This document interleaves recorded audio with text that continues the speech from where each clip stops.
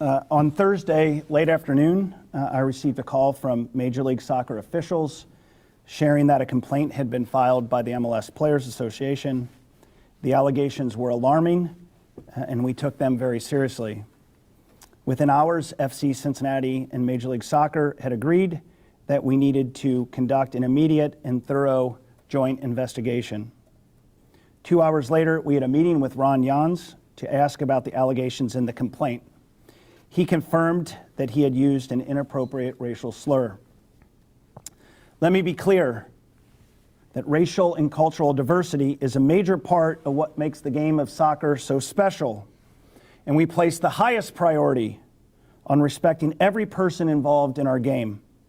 There is absolutely no place for racism and intolerance in any form. After our conversation, we agreed that Ron would be removed from the premises so that we can conduct an independent investigation and where the players could speak their truths with respect to their experiences. On Sunday, those interviews began, and by midday yesterday, they were complete.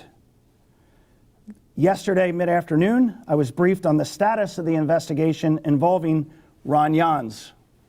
It wasn't fully completed, but the interviews with Ron and all of the players in Bradenton, Florida, had concluded.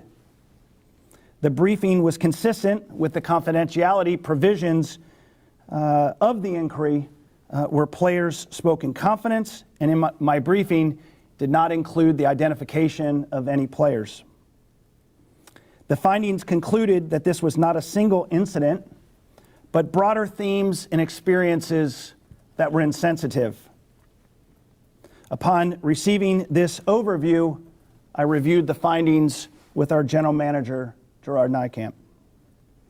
After hearing these initial conclusions, we knew that there was no future for Ron at our club, and he could not remain our head coach.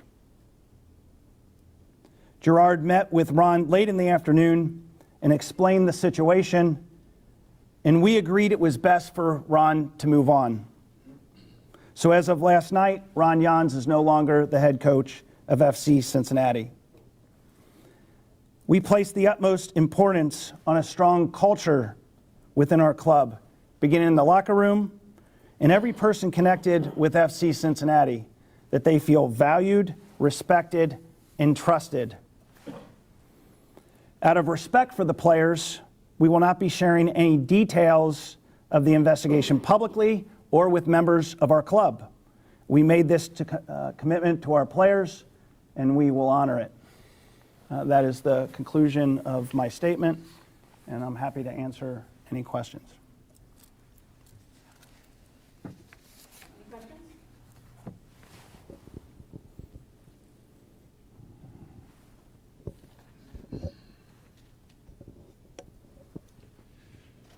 I guess my first question is, I'm looking over the statement by the MLS Players Association President Bob Foose, and he seems to think that this is a systemic issue within the club itself, and it doesn't just stop with Ron. What are your responses to that? I don't know if you've read the statement yourself. I have not. I would offer that we've built our club over a very short period of time. We hatched an idea in 2015, played our first game in 2016, and were awarded an MLS bid in our third year and had the shortest transition to Major League Soccer. Last year in 2019, we're in our fifth season. And the basis of our success has been a very strong culture within our club, a culture that is very inclusive, that celebrates diversity, that is family friendly, and that is very involved in making our community a better place. I think in this particular incident, it became apparent from the investigation that there were unacceptable comments, and we immediately had a thorough investigation, and that happened swiftly, and with the findings, we acted decisively to make this change. It is certainly painful, but I'm going to defend the culture that is from our owners through every employee in this club to our players who have been a big part of how we've built this club together and our fans in our broader community. Obviously, it was different circumstances last year when you guys made the change with Alan Koch, but you were preaching culture back then as well. How do you go forward making sure that you can develop that culture with the next coach?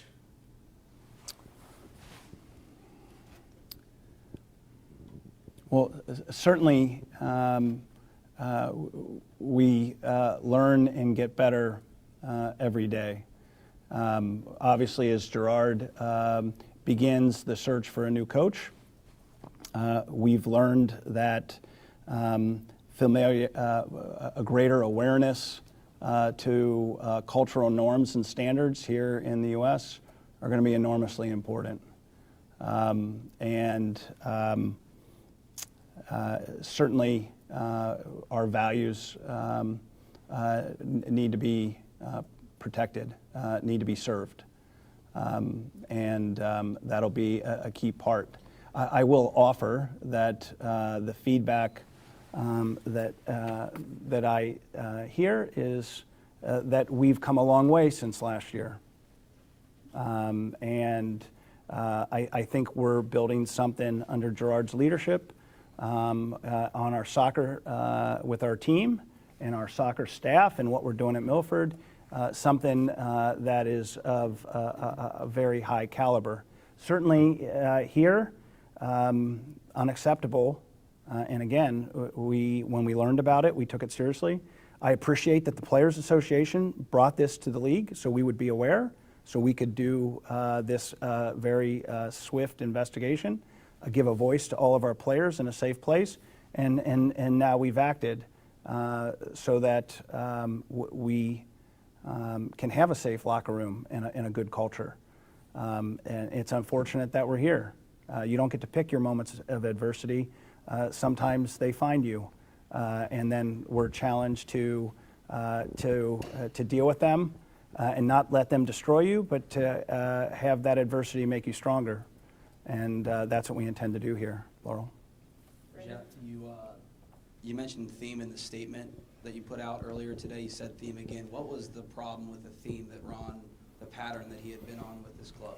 I'm not going to get into the specifics consistent with my statement, but there's no question that the findings from the players were that this was not one particular moment in time, that there were experiences and broader themes that were inappropriate and insensitive.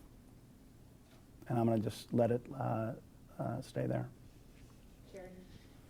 So I understand that you don't want to get into the specifics, but the narrative is much different now that we're hearing from the Players Association, and you did take very serious action. Do you feel like you were lied to at the beginning, and the narrative from what you understood from the beginning until right now is different than what happened? When we had our initial meeting with Ron, he confirmed that he used a racial slur. He offered his context, but notwithstanding the context, we immediately agreed to launch the investigation, removed him from the team to understand exactly what happened, consistent with the very serious allegations made by the Players Association. Again, we wanted the process to play out quickly, where all the players would have an opportunity to speak in confidence to the people doing the joint investigation with Major League Soccer. And we were going to see what came out of it. And what came out was alarming, was troublesome, was not acceptable. And goes beyond the idea that he was singing along with the song in the locker room? Yes. As of this time yesterday, Jeff, we were led to believe that what Ron did was make a somewhat inappropriate comment, apparently in Washington, D.C. last October regarding Martin Luther King, and that he had sung along with music in the locker room. The Players Association has basically blown that up, that this is far more widespread than that, and in fact, the notion that he only used the N-word in singing along with a song is patently false. When did you make the discovery that this was far more severe than what we heard yesterday? And someone isn't quite being straight with us, and we'd appreciate it if you could fix that. As I said in the timeline, the initial feedback that we were given from Ron on Friday night, Friday? Yes. Had his version of context, and it wasn't until I was briefed on the findings mid-afternoon yesterday when the interviews with all of our players in Bradenton and Ron were also complete, that this broader themes and more experience and other people experience what was in the locker room differently than what had been explained to us. So Ron lied. He offered his thoughts. I think we have a fuller appreciation now from the players, and that's why we've taken the action that he cannot be the head coach of FC Cincinnati. Well, why do you think, and I'm sorry, I didn't mean to keep going on, why do you think the players have waited so long to speak out on something like this, if it's indeed as serious as it seems to be?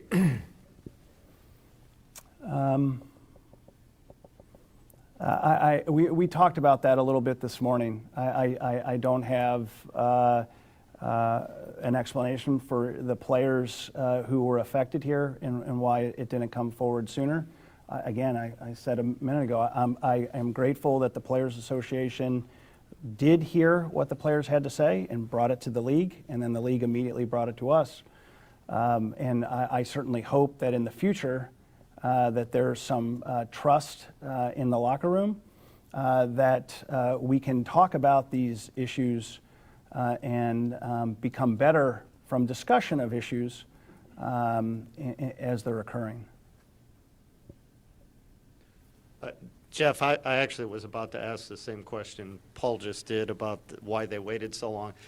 Can you give an idea of the timing of when, once you found out about these, how far back into last year do some of these incidents go? How long has this been going on, basically? I don't have all the specifics to that because, as I noted, the players spoke in confidence and I had broader themes. But certainly we have one incident that was included in the complaint that went back to and has been identified that went back to last season. Yeah, okay. And the other thing I'm wondering is, you talked about it a little bit, but how do you guys build or maybe rebuild the culture such that you can avoid this kind of thing going forward?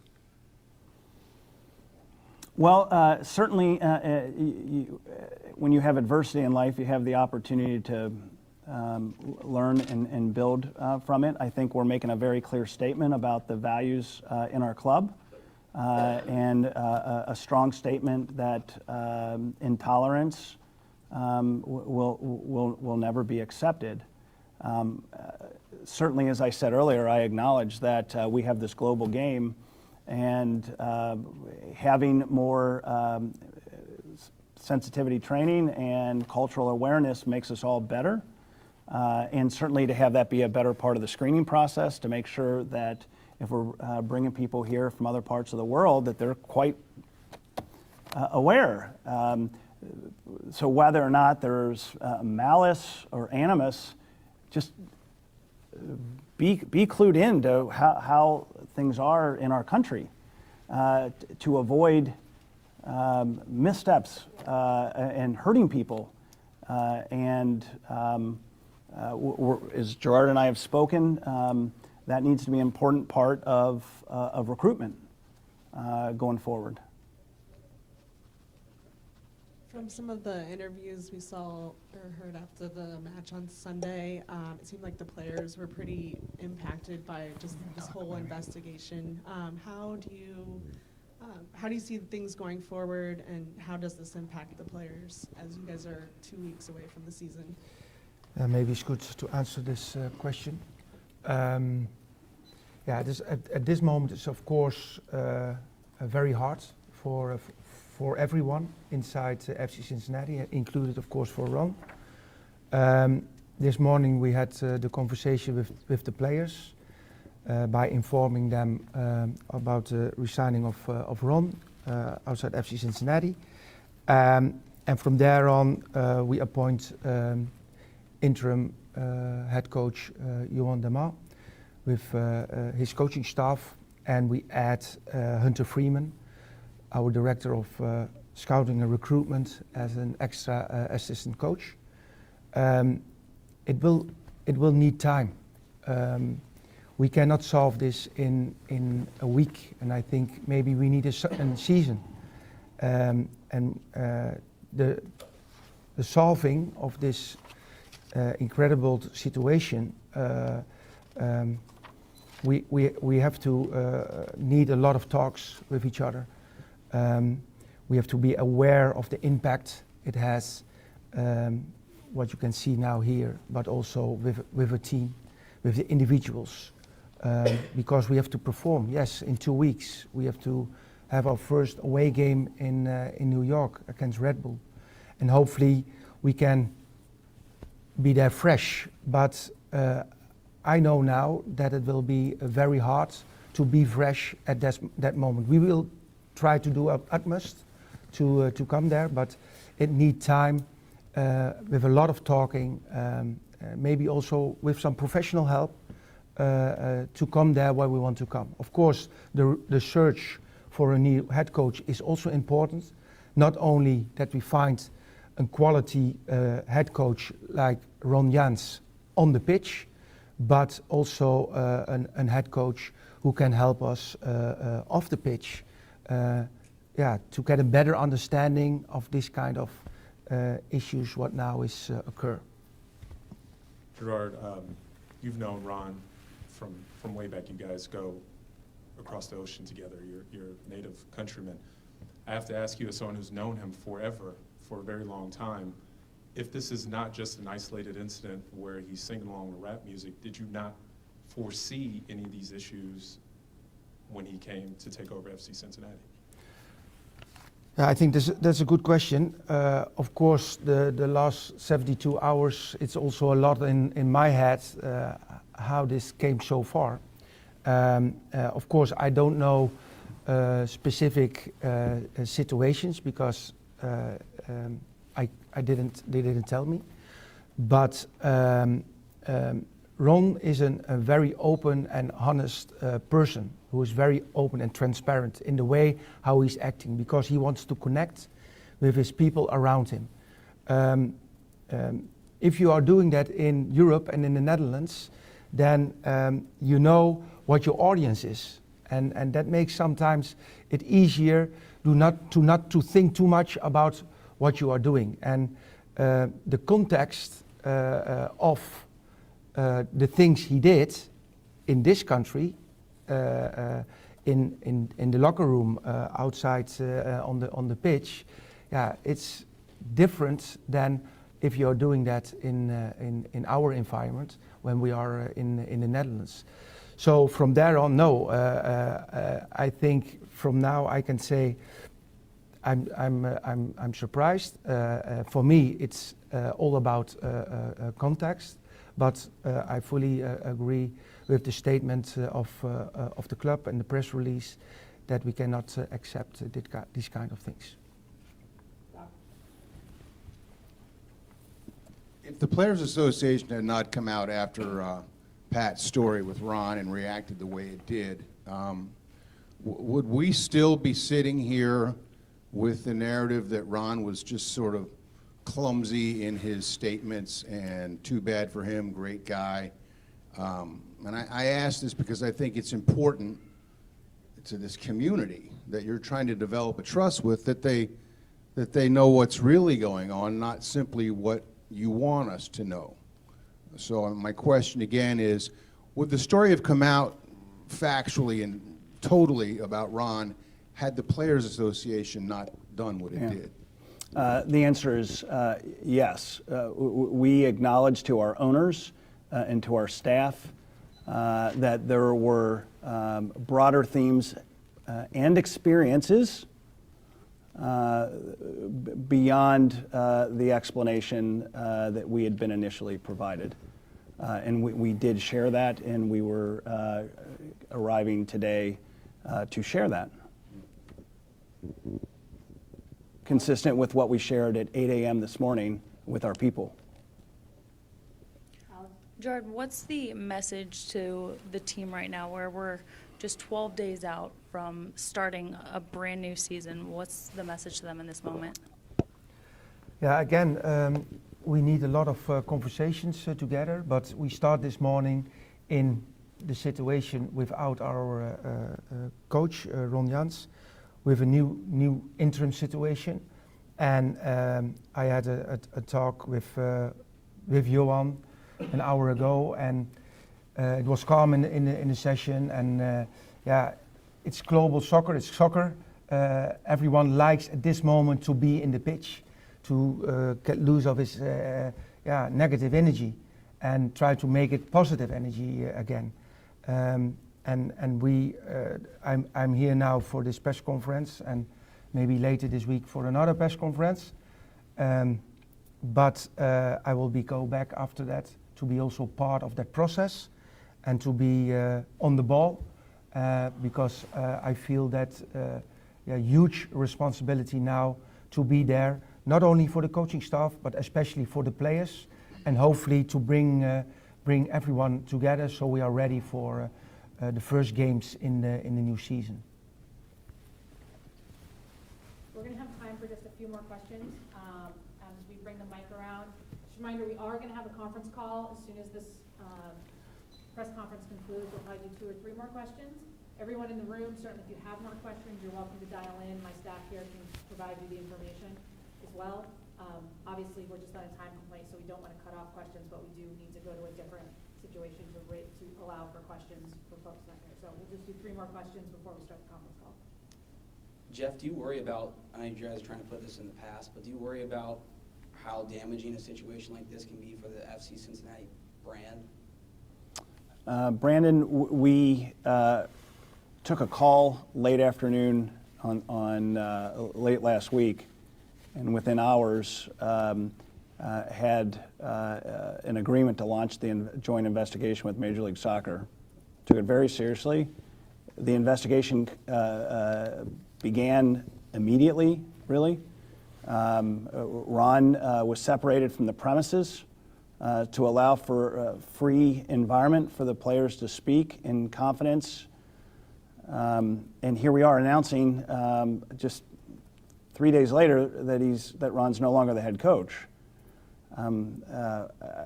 I think we're saying with a strong voice, there's no place for racial intolerance, insensitivity.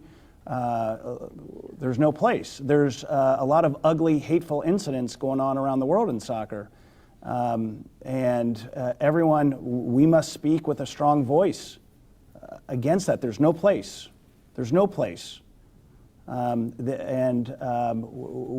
Again, our club and what we've been about since day one, this is inconsistent, and therefore Ron's no longer the head coach. I think these actions send a message. Any other questions? Steve? Gerard, can you speak to the plan going forward in terms of hiring a permanent head coach, in terms of timing, the search process for you, that sort of thing? When do you expect to happen? Yeah, I think I can repeat my words from last summer. It's not about to rush and to find quick a new replacement for Ron, but to go very professional through the process, to get the profile on the table, and the profile is even more important now than it was in the past, what I mentioned already on the pitch, but also off the pitch.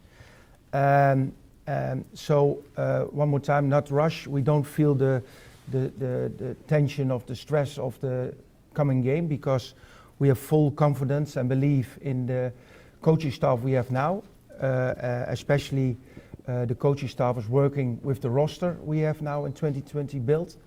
So that gives us confidence, and maybe also good for the roster we have now, that they see not new people inside the coaching staff. So that's the reason we add Hunter Freeman. And from there on we will have our interviews, and also maybe at the end of the process an assessment to really get a good understanding about not only the technical and the tactical and the physical part of, but also the character and the mental aspect, and hopefully get also some insight how it is to work in another culture. It is not only when you work abroad then you have understanding about another culture. It's more than that. But I think we need also help in that process to make the good decision, because I don't have to say to this audience that the next head coach of FC Cincinnati must really become a success. Words got you guys into the situation. Words are not going to get you out of the situation, although you've made some strong statements here today. You're moving into a community in the West End after this season that is predominantly black. What steps, what physical steps, outside of words and statements, can you guys make to try to recapture that audience that you're trying to gain? Well, certainly one of the things that we talked about was that I've committed to is we are going to have training and conversations among the group, outside folks coming in to help us, just to make sure that there's better, fuller cultural awareness. I want to say that I'm very proud of our FC Cincinnati Foundation and what our foundation is doing in the West End, whether it be with the West End Pride or other organizations in the West End. And we're going to continue those efforts. We have people, there was a story out this week with a video of someone who lives in the West End working on the stadium, went through the training, and now has a career in construction working on our stadium project. So I think we're going to continue all of those tangible steps to continue to try to make a difference and improve through FC Cincinnati, the community. Our last question will come from Doc. Hiring a coach is the most important thing an organization can do. I'm assuming you all did your due diligence with this guy, and with all due respect, I'd just like to know how you blew it so badly.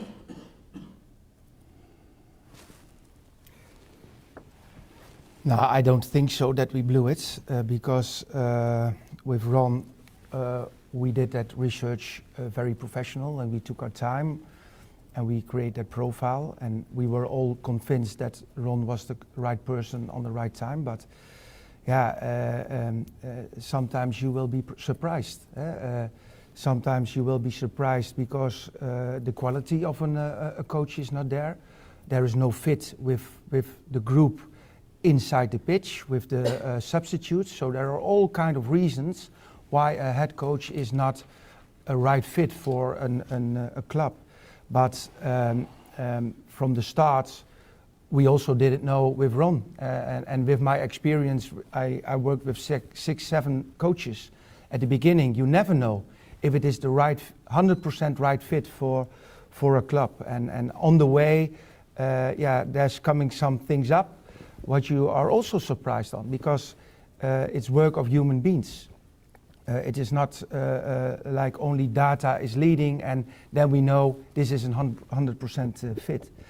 But the most important thing is that we get our learnings on all these situations, and from there on try to decrease the risk for the future in finding our new coach. But I cannot promise anyone here that our new head coach will be 100% touch all the boxes what is important to be a head coach for FC Cincinnati. We'll do one more last question now with Joe, and then again, Joe will be the final question.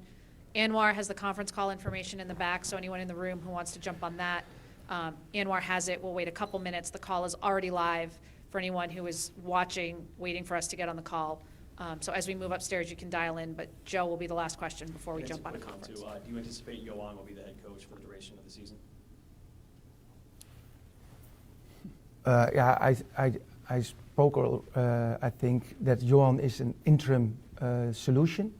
Does it take 1 week? Does it take 2 weeks? Does it take maybe the full season?